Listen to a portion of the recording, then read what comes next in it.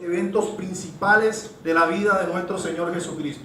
Estamos hablando de su muerte, de su resurrección y de su ascensión. Así que nuestra escuela vamos a dividirla de esa manera. En primer lugar, la muerte de Cristo. En segundo lugar, su resurrección. Y en tercer lugar, hablaremos un poco de su ascensión o de su asunción. Les agradezco, hermanos, que si tenemos preguntas o aportes, vamos a tener 5 minutos al final de la escuela para que el cuerpo pastoral, acá en cabeza de mi amado pastor Alexandre y mi amado pastor Uber, respondan las preguntas. Entonces vamos rápidamente a desarrollar nuestro primer punto, la muerte de Cristo. Vayan conmigo al Evangelio de Juan, capítulo 19, versículo 30. Evangelio de Juan, capítulo 19, versículo 30. Dice la palabra de Dios: entonces Jesús, cuando hubo tomado el vinagre, dijo: consumado es, e inclinando la cabeza, entregó el Espíritu.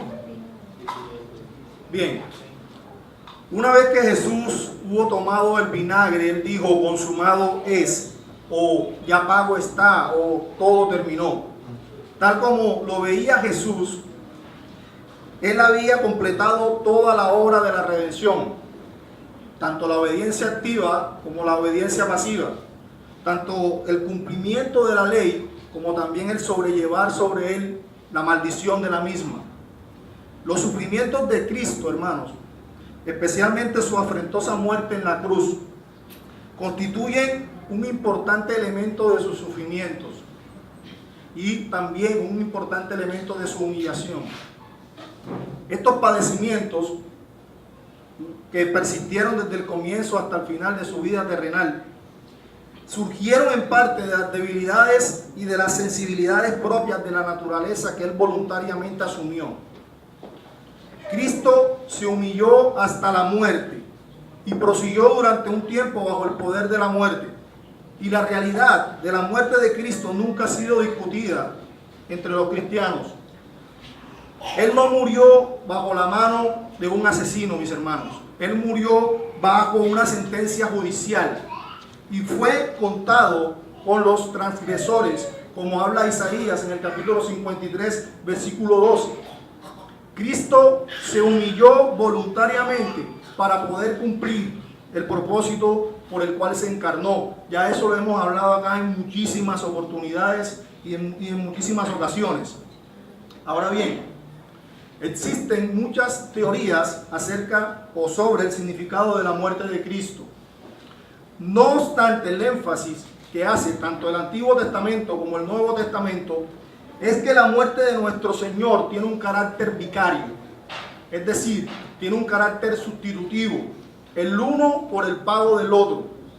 Noten en Isaías capítulo 53, versículo 5, dice Isaías: mas Él fue herido por nuestras transgresiones, molido por nuestras iniquidades. El castigo por nuestra paz cayó sobre él, y por sus heridas hemos sido sanados. Y es el mismo mensaje que encontramos en el Nuevo Testamento. En Primera de Pedro, capítulo 2, versículo 24, Pedro dice que él mismo, hablando de Cristo, llevó nuestros pecados en su cuerpo sobre la cruz, a fin de que muramos al pecado y que vivamos a la justicia, porque por sus heridas fuimos sanados. Cuando Cristo murió en la cruz romana, hermanos, lo hizo como sustituto por aquellos a quien el Padre le dio para que redimiese. Esta doctrina es sumamente importante, mis hermanos, porque las exigencias justas del Dios Santo se cumplieron completamente a través de la persona de Cristo. Cristo pagó completamente y totalmente la deuda por el pecado. Ahora bien, la muerte de Cristo necesariamente debe despertar en nosotros 3 preguntas. ¿Por qué murió? ¿Para qué murió? ¿Y por quiénes murió? Esas son las 3 preguntas que necesariamente debemos tener. ¿Por qué murió? Bueno, en primer lugar, La respuesta es muy sencilla. Cristo murió porque Dios quiso salvar. Amados hermanos, Dios hubiese podido salvar a todos, no salvar a nadie, condenándonos a todos al infierno, o salvar a muchos. Bueno, Él en su soberanía decidió salvar a muchos. Él, hermanos, Cristo murió, o no murió, perdón, Él no murió para dar una oportunidad a todo el mundo para que fuese salvo. Eso sería una muerte expiatoria ineficaz. En segundo lugar, ¿para qué murió? ¿Para qué murió Cristo?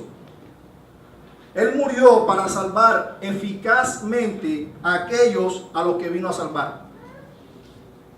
Para asegurar su salvación, para llevarlos de una manera segura al cielo. Amada iglesia, Cristo no murió para hacer posible un sistema. Y dentro de ese sistema sea posible la salvación de todos, pero sin asegurar la salvación de ninguna persona en particular. Ese sistema no existe. El Señor murió para salvar eficazmente a aquellos a quien el Padre le dio, a quienes vino a salvar.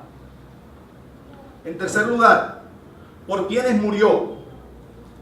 Recuerdo, esto ya lo hemos visto cuando tocamos las doctrinas de la gracia. ¿Por qué murió Cristo? Hermanos, Cristo murió por su pueblo. Cristo murió por los escogidos, por sus ovejas, por su iglesia, por lo que el Padre le dio, por los creyentes. Cristo no murió por todos y cada una de las personas que han pisado la faz de la tierra.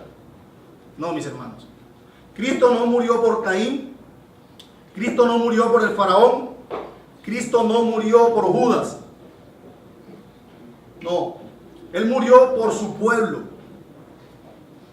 Y ninguno de ellos, ni uno solo, se perderá. Así que Él en su soberanía decidió salvar a muchos. Y la razón primaria de esto está en Él, no en nosotros. La única forma de salvar era por medio de una muerte expiatoria. ¿Y por qué era necesario que fuera una muerte expiatoria? Hermano, por la sencilla razón de que Dios es justo y Él tenía que castigar el pecado. Y Él de esta manera podía castigar el pecado sin pasar por alto su justicia.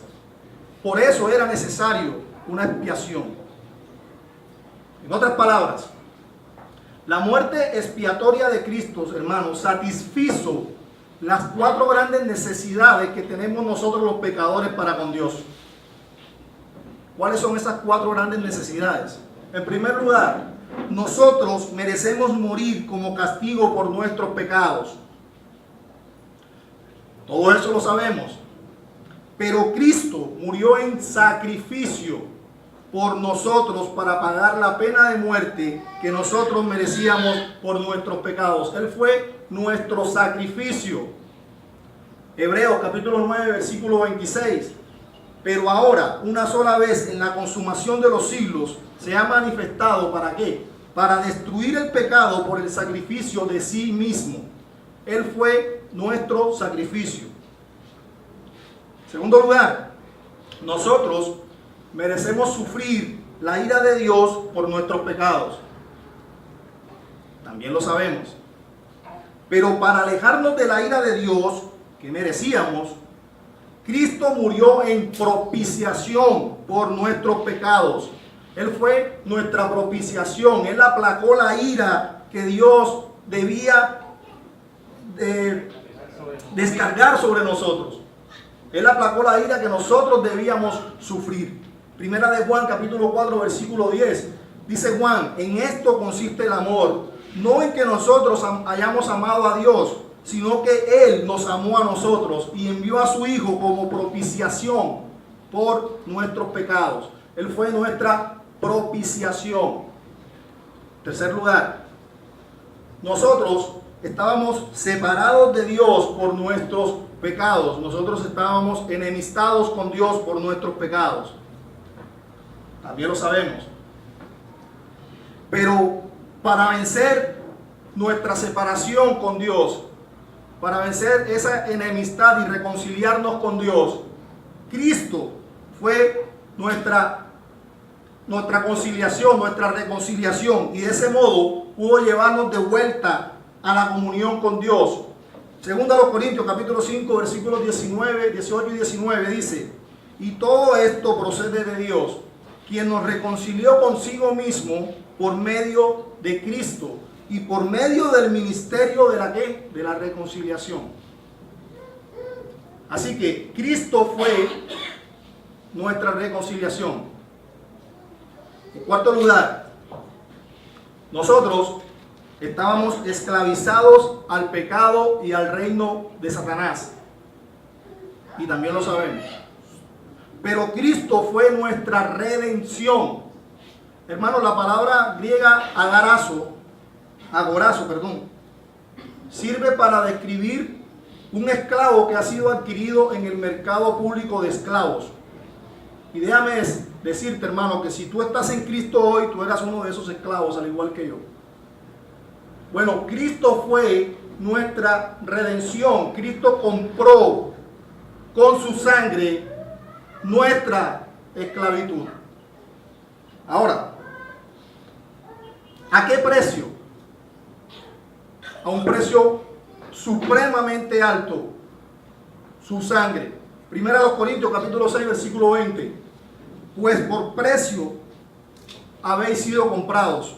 Por tanto, glorificad a Dios en vuestro cuerpo y en vuestro espíritu, los cuales son de Dios.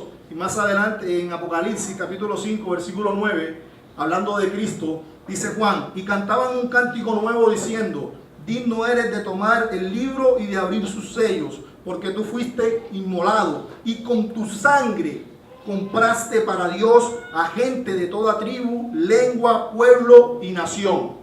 Él fue nuestra redención, hermanos. Definitivamente era una deuda imposible de pagar. Pero Cristo, con su obra perfecta, nos redimió. Y no solo eso,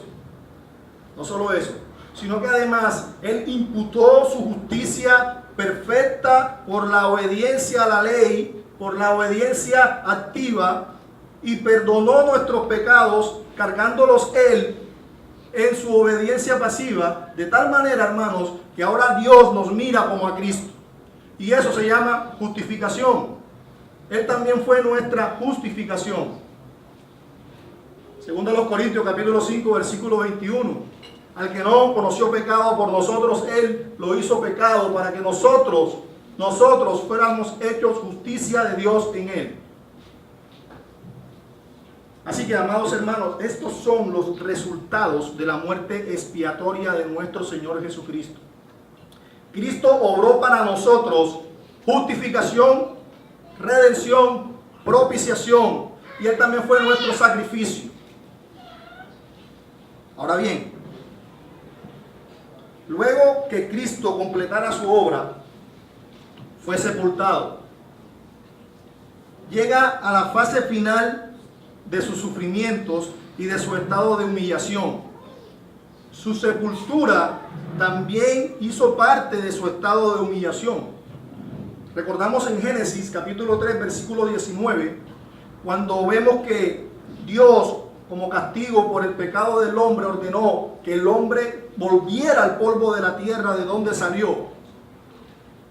Ese es un estado humillante. Pero ahora el Hijo de Dios, el unigénito del Padre, es quien tiene que regresar al polvo de la tierra. Y eso es supremamente humillante. No sé si alcanzamos a mirar la magnitud de esto. Que nosotros volvamos al polvo de la tierra con justa razón. Pero que el Hijo unigénito de Dios tenga que regresar al polvo de la tierra es humillante. El Señor fue sepultado. Él volvió al polvo. Ahora, ¿descendió el Señor al infierno? Se ha argumentado algunas veces que Cristo descendió al infierno después de morir. Esa palabra o esa frase descendió a los infiernos no aparece en la Biblia. Pero el credo de los apóstoles, ampliamente usado, dice: fue crucificado, muerto y sepultado, al tercer día resucitó de entre los muertos. La postura correcta es que descendió al sepulcro. Y es que esta postura es la postura histórica y reformada. Y hay que hacer una pequeña aclaración en este punto. En el sentido original, la palabra griega utilizada allí como sepulcro es la palabra griega Hades, traducida al castellano como infierno. Ambas se refieren al mundo invisible, al mundo de los muertos. Pero ambas palabras se usan como traducción de la palabra hebrea Seol. Por esta razón, cuando estamos hablando de que descendió al infierno, realmente estamos hablando de que descendió a la tumba, al sepulcro, al lugar de los muertos, donde los justos y los malvados de igual forma van. Así que Cristo no descendió al infierno. Y esto queda confirmado, hermanos, porque estas palabras no formaban parte del credo original apostólico, sino que fueron incluidas en el siglo IV. Comenta Luis Berkhoff en su teología sistemática que estas palabras fueron introducidas por primera vez en el credo de Aquilea en el 390 después de Cristo. Y además, dice él, se utilizó de una manera explicativa. ¿Cómo así? O sea, cuando ellos hablaban de muerto y sepultado, querían decir que es igual a descendió al infierno, descendió al Seol, al Hades. Entonces, Cristo no descendió al infierno. La palabra infierno utilizada en la Biblia para referirse al infierno es la palabra griega Gehenna. Gehenna. Entonces, Cristo, hermanos, experimentó en su muerte las mismas cosas que los creyentes experimentaremos en este tiempo cuando muramos. Su cuerpo muerto permaneció en tierra y fue enterrado como el nuestro lo será. Su espíritu, su alma, nosotros somos dicótomos, no sé si aquí hay algún tricótomo. Su alma pasó inmediatamente a la presencia del Señor, como el nuestro también será cuando suceda. Así que el primer día de la semana, cuando Él resucitó de entre los muertos, el Espíritu de Cristo se volvió a juntar con su cuerpo y se levantó de la tumba.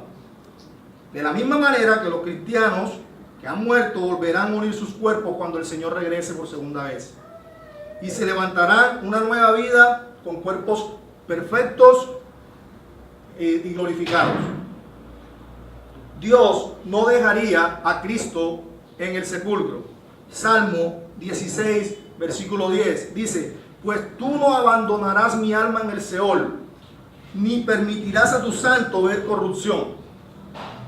Esto fue lo que dijo el apóstol Pablo en Hechos capítulo 2, versículo 27 al 31, donde él cita precisamente este salmo. Recordemos que quien escribe el Salmo 16 es David, pero David murió y David vio corrupción. Pero el Señor Jesucristo no vio corrupción. Y esto precisamente nos lleva a considerar nuestro segundo punto de la mañana: la gloriosa e inmarcesible resurrección de nuestro Señor Jesucristo. Vayan conmigo a Marcos, capítulo 16, versículo 9. Marcos, capítulo 16, versículo 9.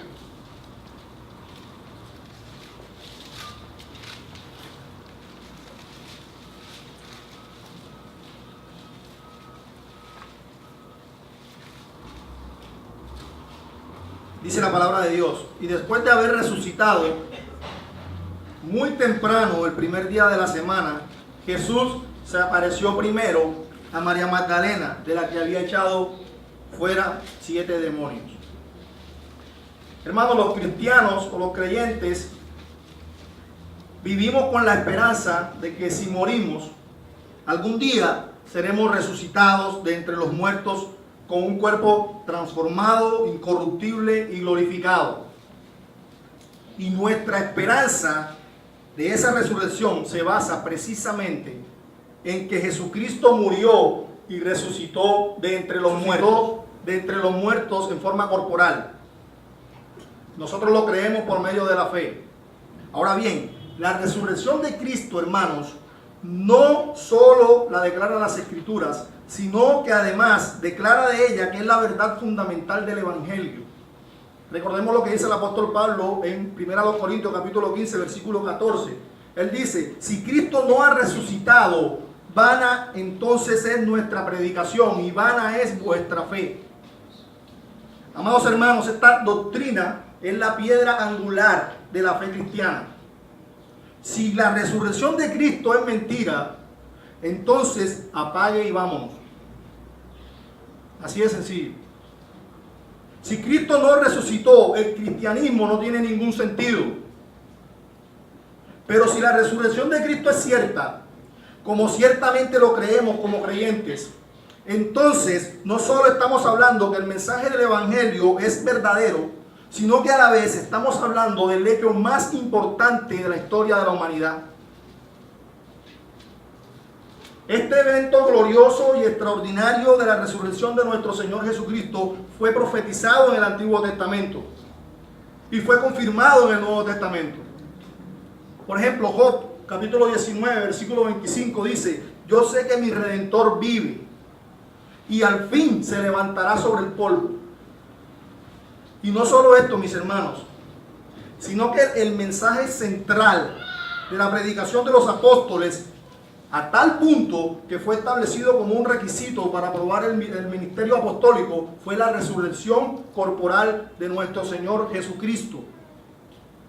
En Hechos capítulo 1, versículo 22, cuando se está buscando el sucesor de Judas, Pedro dice que era necesario que esa persona que fuera a reemplazarlo fuera testigo ocular de la resurrección de Jesucristo. Y también recordamos por allá en 1 Corintios capítulo 9, donde el apóstol Pablo está defendiendo su apostolado con la iglesia de Corinto. Él dice, no soy yo apóstol, no vi yo al Señor. Era un requisito ser testigo ocular de la resurrección de Jesucristo. Y a lo largo de todo el Nuevo Testamento vemos que el mensaje central de los apóstoles siempre fue la resurrección de nuestro Señor Jesucristo. Y recordemos, hermanos, que ellos fueron torturados, martirizados y muertos por predicar esta verdad.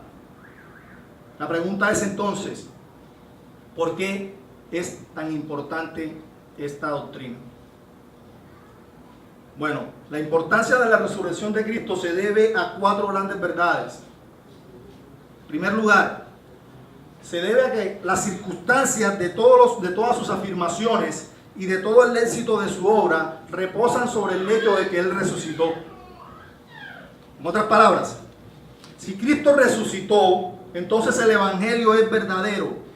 Si Cristo no resucitó, entonces el Evangelio es una farsa. Si resucitó, entonces Cristo es el Hijo de Dios, Dios hecho carne, es el Salvador, el Mesías prometido, el sacerdote, profeta y rey. Si Cristo resucitó, entonces su sacrificio fue acepto y satisfizo todas y cada una de las exigencias de la justicia santa y perfecta del Padre. Si fue así, su sangre fue el pago completo por el rescate de su pueblo. Segundo lugar, de la resurrección de Cristo dependía la misión del Espíritu Santo. ¿Cómo así? Cristo prometió enviar el Espíritu Santo como consolador a los discípulos en Juan capítulo 16, versículo 7. Pero el Espíritu Santo solo podía venir si Cristo se iba, lo cual era necesario la resurrección. En tercer lugar, si Cristo murió como cabeza y representante de su pueblo, recordemos, hermanos, que nosotros como bautistas reformados, nuestra teología es una teología pactual. Es decir, donde Cristo es el mediador de un nuevo pacto. Hebreos capítulo 9, versículo 15. Y por eso Él es mediador de un nuevo pacto, a fin de que, habiendo tenido lugar una muerte para la redención de las transgresiones que se cometieron bajo el primer pacto, los que han sido llamados reciban la promesa de la herencia eterna. Entonces, si Jesús es el mediador de un nuevo pacto, de un mejor pacto, entonces en su resurrección, hermanos, inmediatamente nos está asegurando e ilustrando la resurrección de su pueblo, de su iglesia. ¿Por qué? Por cuanto Él vive. Y porque Él vive, nosotros también viviremos. Hermanos, ya nuestra cabeza no es Adán. Nuestra cabeza es Cristo. Él es nuestra cabeza federal. Somos herederos con Cristo. ¿Por qué? Porque estamos unidos a Él por medio de la fe. En cuarto lugar, si Cristo no resucitó, todo el esquema de la redención es un fracaso. Pedro dice en 1 de Pedro capítulo 1 versículo 3 que por su gran misericordia nos ha hecho nacer de nuevo una esperanza viva mediante la resurrección de Jesucristo de entre los muertos. Y vemos aquí que el apóstol Pedro está haciendo o está relacionando explícitamente la resurrección de Jesús con la regeneración o el nuevo nacimiento. Y es la razón por la cual el apóstol Pablo dice en Efesios capítulo 2 que nosotros, que Dios nos dio vida en Cristo cuando estábamos muertos y que por gracia somos salvos. Si Cristo no resucitó, todo el esquema de la redención se cae. Ahora bien, la resurrección de Cristo no consistió, hermanos, en que Él volvió a la vida simplemente.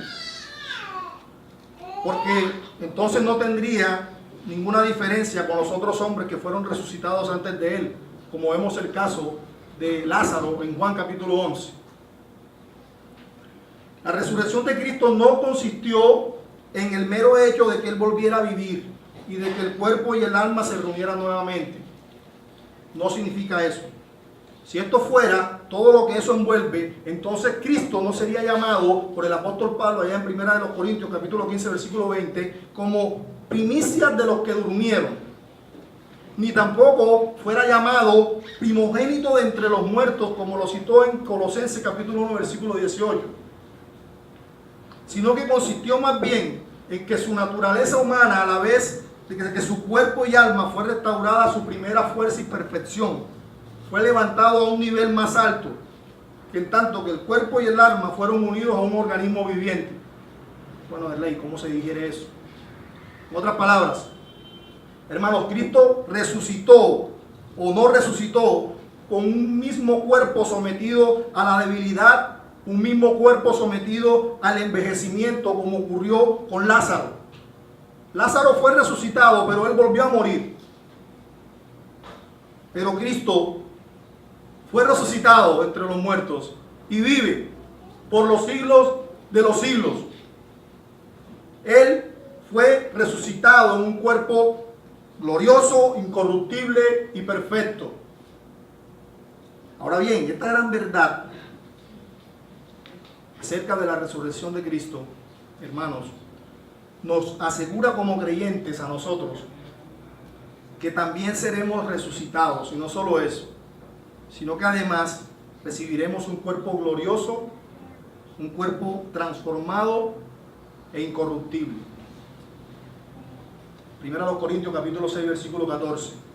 Y Dios, que resucitó al Señor, también nos resucitará a nosotros mediante su poder. Y más adelante Pablo dice en 1 Corintios capítulo 15 versículo 42. Así también la resurrección de los muertos, se siembra un cuerpo que corruptible, pero se resucita un cuerpo incorruptible. Así que, mis amados hermanos, nosotros tenemos más que suficientes razones para gloriarnos en la persona de nuestro gran Dios y Salvador Jesucristo. ¿Por qué? Porque Él vive. Y si Él vive, nosotros también viviremos. Ahora, ¿a quién es atribuida esta gloriosa resurrección de nuestro Señor Jesucristo?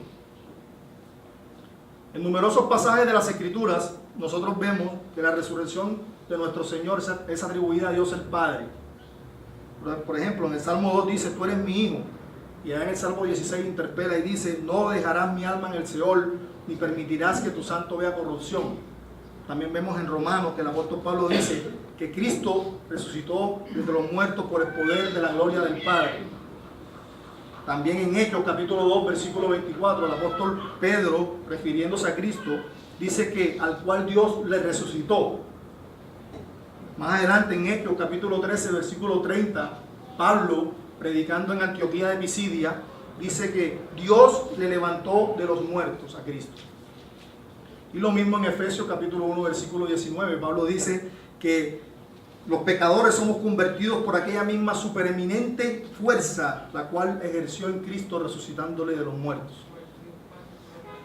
Pero en otros pasajes de las Escrituras vemos también que esa obra fue atribuida al mismo Señor Jesucristo. Por ejemplo, el mismo Señor Jesucristo en el Evangelio de Juan, capítulo 2, versículo 19, hablando de su cuerpo, Él dice: destruid este templo y en 3 días lo levantaré. Y más adelante en Juan, capítulo 10, versículo 17, Él dice: por eso me ama el Padre, porque yo pongo mi vida para volverla a tomar. Dice Cristo: nadie me la quita, sino que yo mismo la pongo. Tengo el poder para ponerla y tengo el poder para tomarla nuevamente. Así que en muchísimos pasajes de las Escrituras vemos que es atribuida esta obra tanto a Dios el Padre como a Dios el Hijo. Por lo cual quiere decir que cualquier acto activo, cualquier acto que tenga terminación externa es un acto de la deidad. Puede ser atribuido con la misma propiedad a la deidad. Y noten cómo lo aclara el Señor Jesucristo en Juan capítulo 5, versículo 19. Él dice: respondió entonces Jesús y le dijo: de cierto os digo, no puede el Hijo hacer nada por sí mismo, si no lo hace ver al Padre. Porque todo lo que el Padre hace, también lo hace el Hijo igualmente. Por lo tanto, todo lo que enseñan las Escrituras con respecto a quién o a quién es atribuida la obra de la resurrección, podemos decir que fue levantado por el poder de la deidad. Entonces el Señor Jesucristo primero experimentó un estado de humillación al encarnarse, vivir, sufrir los padecimientos de la cruz y ser sepultado. Pero luego pasa a un estado de exaltación en su resurrección. Y posterior a eso, sigue siendo exaltado en la ascensión. Y ahora nosotros podemos comprender cómo el apóstol Pablo lo deja claro en Filipenses capítulo 2, versículos del 5 al 10. Y vemos con mayor claridad esta verdad. Él dice: haya pues en vosotros este sentir que hubo en Cristo Jesús, el cual siendo en forma de Dios no estimó ser igual a Dios como cosa que aferrarse, sino que dando la condición de hombre, se humilló a sí mismo, haciéndose obediente hasta la muerte y muerte de cruz. Y por esta razón, ¿qué pasa? Por esta razón Dios lo exaltó hasta lo sumo y le dio un nombre que es sobre todo nombre, porque en el nombre de Jesús se doblará toda rodilla, que estén en los cielos, los que estén en la tierra y los que estén debajo de la tierra. Pero esta exaltación no termina aquí. Y esto nos lleva a considerar nuestro tercer y último punto: la ascensión o la asunción de Cristo. Marcos capítulo 16, versículo 19. Entonces el Señor Jesús, después de hablar con ellos, fue recibido en el cielo y se sentó a la diestra de Dios.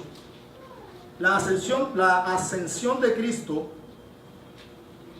puede describirse como el ascenso visible de la tierra al cielo de la persona del mediador y su naturaleza humana también. Fue una transición local de un ir aquí hacia allá. Por consiguiente, hermano, esto implica que los cielos es un lugar de la misma manera que la tierra lo es. No estoy diciendo que el cielo es igual a la tierra, sino que es un lugar de la misma manera que el cielo lo es. Por esto, podemos decir que la ascensión de Jesús no fue una mera transición de un lugar a otro.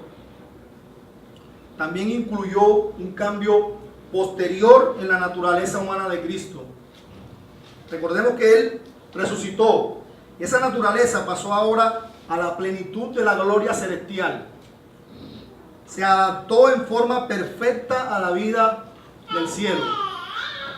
Entonces, ¿qué importancia, qué significado tiene la ascensión de Cristo? Bueno, en primer lugar, la ascensión de Cristo señaló el final de su ministerio terrenal. Dios el Padre amorosamente había enviado a su Hijo al mundo, a una pequeña aldea de Judea llamada Belén, y ahora el Hijo estaba regresando al Padre. Su periodo de limitación humana había terminado. En segundo lugar, la ascensión significaba el éxito de su obra terrenal. El Señor había cumplido con todo lo que Él tenía que cumplir.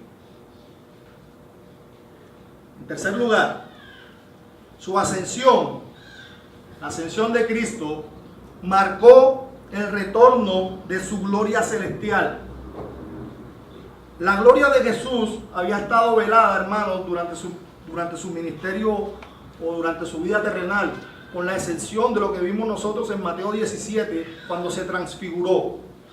Pero el resto, su gloria estaba velada. Bueno, Él ahora retorna a esa gloria celestial.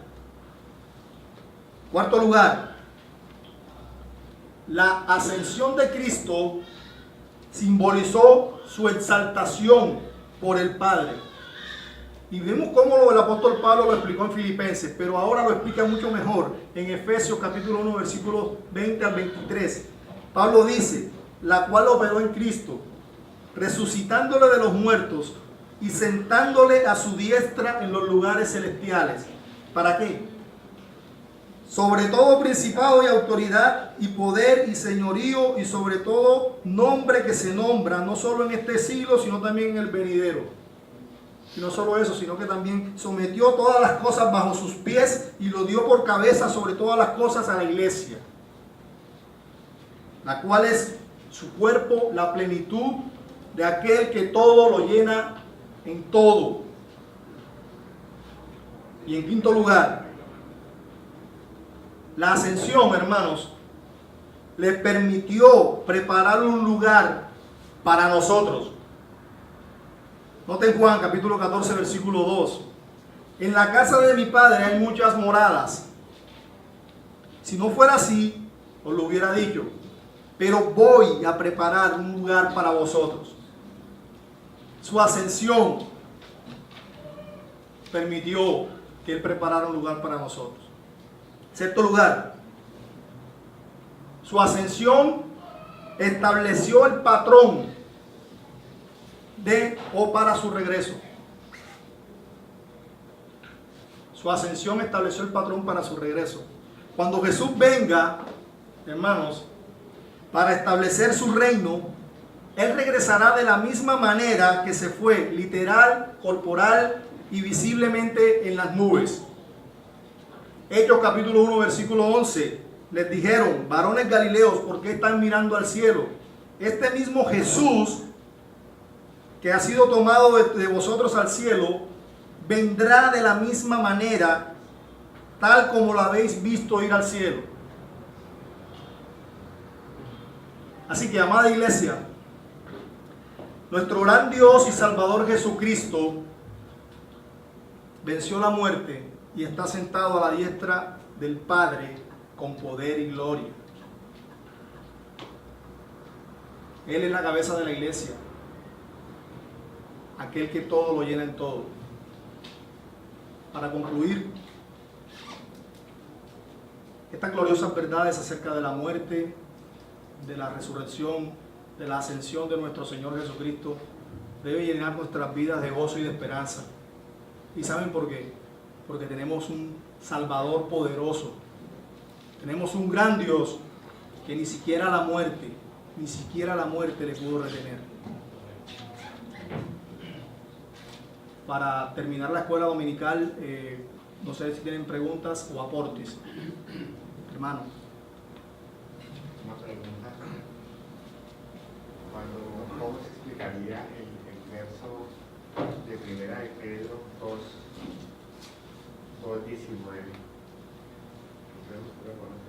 Sí. Dice, en el cual también fue y predicó a los espíritus encarcelados. Lo que pasa es que está hablando del Espíritu de Cristo. ¿Quién fue quien predicó a través de Noé? En la época prediluviana, el Espíritu de Cristo operó en Noé. Fue Cristo, a través de su Espíritu, quien predicó a los espíritus encarcelados. Cuando hablamos de este texto, es paralelo a uno que está en 1 Juan capítulo 4, que habla de que Cristo fue y le predicó a los muertos. ¿Qué pasa, hermanos? No, todos sabemos que la Biblia no se contradice. Si Cristo hubiese ido a predicar a los muertos, entonces nos está hablando que después de la muerte hay una segunda oportunidad de arrepentimiento, de salvación, lo cual es imposible, porque está determinado para toda persona que apenas muera el juicio. No existen oportunidades. Cuando Pedro habla allí de que Cristo fue, o su espíritu fue y le predicó a los espíritus encarcelados, está hablando es de que él a través de su espíritu, Noé, predicó a los rebeldes que estaban en la época prediluviana, pero no se habla de que él descendió al infierno a predicar. Pastorales.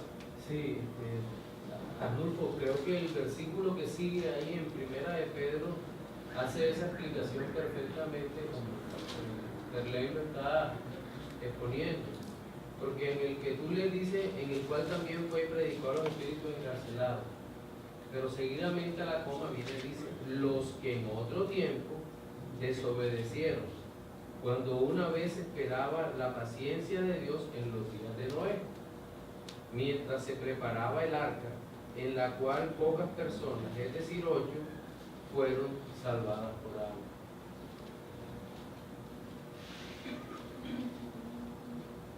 Hermano. Sí, no sé, todavía no lo tengo claro, pero... Preguntas. Porque es que el 18 también habla en relación a Cristo, se está refiriendo a ese tema, ¿no? Cuando él padeció, es el 18, el justo por los injustos, para llevarnos a Dios, siendo la verdad muerto en la carne, pero viviendo en el Espíritu, en el cual también fue y predicó a los espíritus encarcelados. En el Espíritu. En Primera de Pedro, ahí mismo en Primera de Pedro, en el capítulo 4, por eso le digo que es importante mirar todos los textos.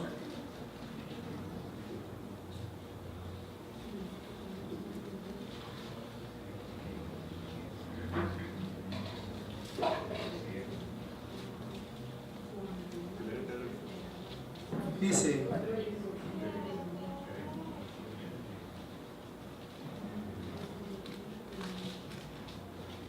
ahora no tengo el texto, pero cuando termine la escuela lo buscamos con calma y hablamos del tema. Preguntas. Mari. Igual. Es lo mismo. Preguntas. Bueno, entonces, finalizada la escuela dominical, les invito a que oremos, hermanos. Bendito Dios que estás en los cielos.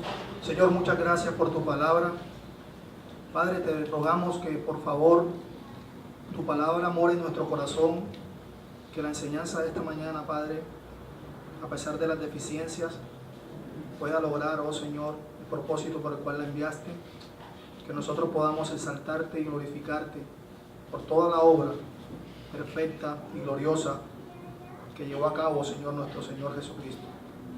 En Él, Señor, hoy somos justificados, en Él hoy tenemos vida, Señor, y esperamos con ansias el regreso donde Él nos pueda decir, bien, buen siervo y fiel, lo poco fuiste bueno, lo poco fuiste fiel, en lo mucho te pondré. Entra en el reino de tu Señor. Muchas gracias, Señor, bendice tu palabra, en Cristo Jesús te lo pedimos. Amén.